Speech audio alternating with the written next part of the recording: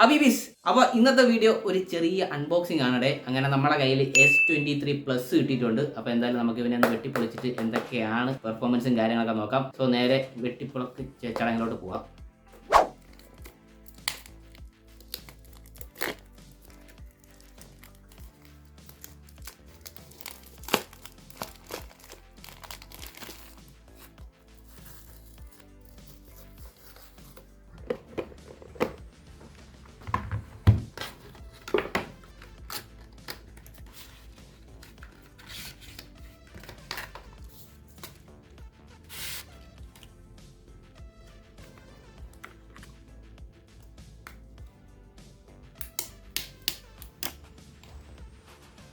Punch whole display ആണ് വരുന്നത്, 3 ക്യാമറയാണ് വരുന്നത്. സോ നമുക്ക് എന്തായാലും നമ്മുടെ ഫോൺ ഒന്ന് ഓണാക്കി നോക്കാം ഗൈസ്. ഫസ്റ്റ് ബൂട്ടിലോട്ട് പോകാം. ഒരു ചെറിയ സ്റ്റാർട്ടപ്പും കാര്യങ്ങളൊക്കെ ചെയ്യണം. ഏറ്റവും താഴെയാണ് നമ്മളുടെ ടൈപ്പ് സി പോർട്ട് വരുന്നത്. 2 സ്പീക്കർ വരുന്നുണ്ട്. മുകളിലും ഒരു സ്പീക്കർ വരുന്നുണ്ട്. ഡുവൽ സ്പീക്കേഴ്സാണ് AKGയുടെ. പിന്നെ സിം പോർട്ട് വരുന്നുണ്ട്. അപ്പോൾ സിം പോർട്ടിനുള്ള ഒരു പ്രത്യേകത എന്തെന്ന് വെച്ച് കഴിഞ്ഞാൽ ഇതിനകത്ത് നമുക്ക് ഒറ്റ ഇതിൽ തന്നെ ആ ഒരു ട്രേയിൽ തന്നെ നമുക്ക് 2 സിം ഇടാൻ പറ്റും.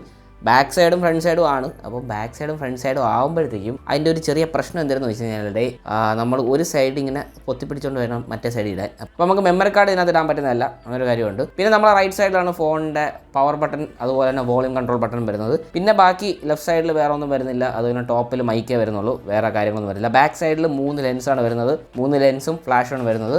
അപ്പോൾ ഇതൊക്കെയാണ് നമ്മളുടെ ഫോണിൻ്റെ ഔട്ടർ ലുക്കും കാര്യങ്ങൾ വരുന്നത്. ഒരു ലൈറ്റ് ഗ്രീൻ കളറാണ് വരുന്നേക്കുന്നത്. മാറ്റ് ഫിനിഷിലാണ് വന്നേക്കുന്നത്. ബാക്കി കാര്യമൊക്കെ ഉള്ളൂ, വേറെ ഒന്നുമില്ല.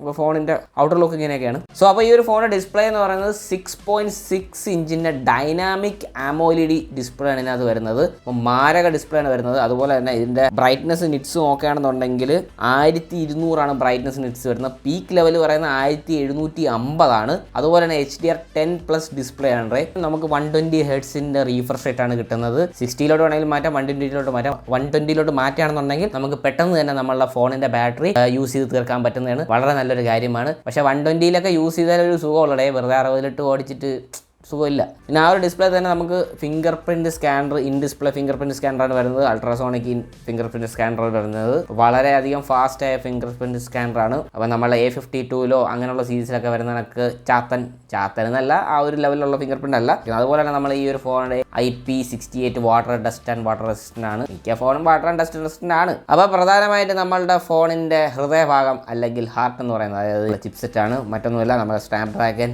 8 Gen 2 ആണ് വന്നേക്കുന്നത്. അപ്പോൾ നല്ല കിണ്ണം പ്രോസസ്സറാണ് അതിനകത്ത് വെച്ചേക്കുന്നത്. ഒരു രക്ഷയില്ലാത്ത പെർഫോമൻസ് ആയിരിക്കും. ഗെയിമിംഗ് തന്നെ PUBG കളിക്കുകയാണെങ്കിൽ തന്നെ ഫുൾ പെർഫോമൻസ് തന്നെ ആയിരിക്കും PUBG കളിക്കാൻ പറ്റുന്നത്. ഒരു രക്ഷയില്ലാത്ത പെർഫോമൻസ് ആയിരിക്കും PUBGയിൽ കിട്ടുന്നത്.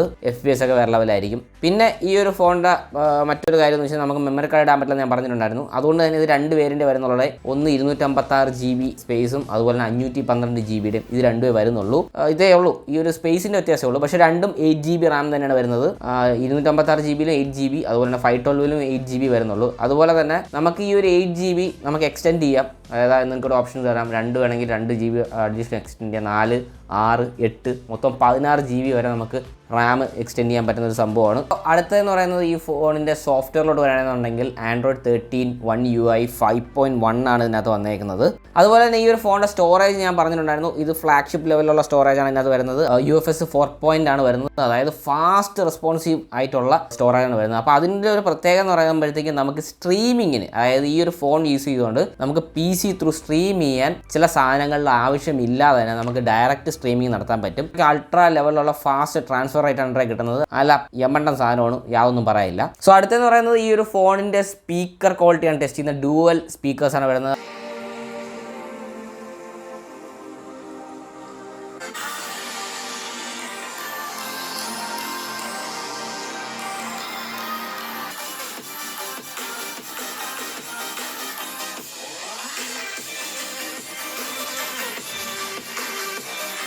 അവസാനമായിട്ട് നമ്മൾ എല്ലാവരും വിട്ടുനോക്കുന്നൊരു കാര്യമാണ്, മറ്റൊന്നും തന്നെയല്ല. നമ്മൾ ഫോൺ എടുക്കുന്നത് ഫോട്ടോ എടുക്കാനും വീഡിയോ എടുക്കാനും തന്നെ, പിന്നെ കുറച്ച് ഷോപ്പ് കാണിക്കാനും തന്നെ. അപ്പോഴത്തേക്കും പ്രധാനമായിട്ട് നമ്മൾ നോക്കുന്ന കാര്യം ഇതിൻ്റെ ക്യാമറ തന്നെയാണ്, അല്ല വേറെ ഒന്നുമല്ല. അപ്പോൾ ഇതിൻ്റെ ബാക്ക് സൈഡിൽ 3 ലെൻസാണ് വരുന്നത്. ഫ്ലാഷും ഇതാണ് വരുന്നത്, വേറെ കാര്യങ്ങളൊന്നും വരുന്നില്ല. ഫ്രണ്ടിൽ സെൽഫി ക്യാമറ. അപ്പോൾ ബാക്കിലത്തെ 3 ലെൻസ് നോക്കുകയാണെങ്കിൽ നമുക്ക് 50 മെഗാ പിക്സലാണ് മെയിൻ ക്യാമറ ലെൻസ് വരുന്നത്. അതിൽ തന്നെ OIS വരുന്നുണ്ട്. പിന്നെ 10 മെഗാ പിക്സലിൻ്റെ ടെലിഫോട്ടോ ലെൻസ് വരുന്നുണ്ട്.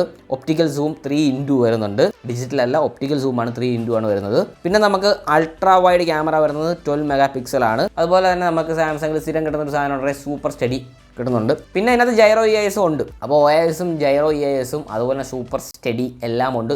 എല്ലാം മൊത്തത്തിൽ സൂപ്പറാണ്. അപ്പം ക്യാമറയുടെ കാര്യത്തിൽ സാംസങ് എപ്പോഴും സൂപ്പറാണ്, അതിൽ യാതൊന്നും പറയില്ല. അപ്പോൾ ഇതിനകത്ത് ഏറ്റവും വലിയ സൂപ്പർ ക്യാമറ എന്ന് പറയാനുള്ള കാര്യം എന്ന് പറഞ്ഞാൽ നമുക്ക് 8Kയിലൊക്കെ വീഡിയോസ് റെക്കോർഡ് ചെയ്യാം. 8K at 25 and 30 frames per second record ചെയ്യാൻ പറ്റും.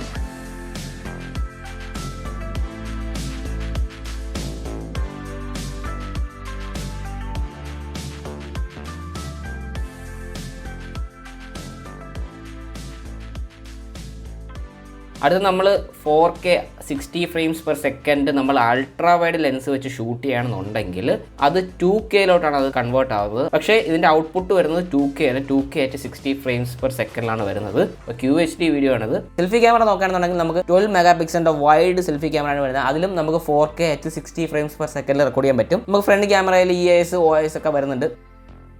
അപ്പോൾ ഇതിനകത്ത് S23 പിക്ചർ നോക്കുകയാണെങ്കിൽ നിങ്ങൾക്ക് കാണാൻ പറ്റും. ഇട്ടേക്കുന്ന ഡ്രസ്സ് നല്ല രീതിക്ക് കളർ സാച്ചുറേഷൻ വന്നിട്ടുണ്ട്. അപ്പോൾ നൈറ്റ് ഷോട്ട്സ് ഒക്കെ വളരെ നല്ല നൈറ്റ് ഷോട്ട്സ് ആണ് കിട്ടിയിട്ടുണ്ടായിരുന്നത്. ചില ഏരിയകളിൽ എക്സ്പോഷർ നല്ല രീതിക്ക് മെയിൻറ്റെയിൻ ചെയ്യാൻ പറ്റുന്നില്ലായിരുന്നു ക്യാമറയ്ക്ക്. എനിക്ക് തോന്നുന്നു നെക്സ്റ്റ് അപ്ഡേറ്റിൽ ചിലപ്പോൾ അവർ കുറച്ചുകൂടെ ബെറ്റർ ആക്കുന്നതായിരിക്കും.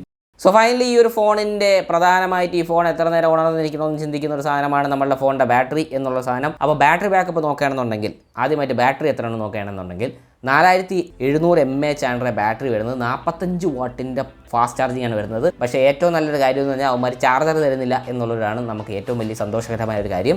അപ്പോൾ അത്രയും നക്കിത്തരം അവന്മാർ കാണിക്കുന്നുണ്ട്. അത് പിന്നെ എല്ലാ ഫോണിലും അങ്ങനെയാണല്ലോ, ചാർജർ തരുന്നില്ലല്ലോ, അതിൽ വലിയ കാര്യമൊന്നുമില്ല. 65% 30 മിനിറ്റിൽ ചാർജ് ആവുന്നതാണ് അവർ പറഞ്ഞിരിക്കുന്നത്. 15 വാട്ടിൻ്റെ വയർലെസ് ചാർജിങ് ഉണ്ട്. അതുപോലെ തന്നെ നമുക്ക് 4.5 വാട്ടിൻ്റെ റിവേഴ്സ് ചാർജിങ്ങും വരുന്നുണ്ട്.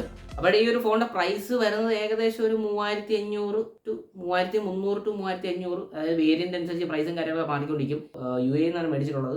8GB RAM ആണ്. എന്തായാലും കിണ്ണം ഫോൺ, യാതൊന്നും പറയില്ല. അപ്പോൾ എന്തായാലും മുത്താണ് ഫോൺ, ഒരു രക്ഷയില്ല. നിങ്ങളുടെ അഭിപ്രായം എന്തായാലും താഴെ കമൻറ്റ് ചെയ്യണേ. ഈ ഫോൺ കൊള്ളാമോ, ഈ ഒരു വിലയ്ക്ക് ഇത് വർത്താണോ അല്ലേ എന്നൊക്കെ ഉള്ളത്. എന്തായാലും എൻ്റെ അഭിപ്രായത്തിലുള്ള പൊളപ്പം സാധനമാണ്, എനിക്ക് യാതൊന്നും തന്നെ പറയില്ല. എന്തായാലും വേറെ ഒന്നും ഇല്ലടേ. എന്തായാലും അടുത്ത വീഡിയോ കാണാം.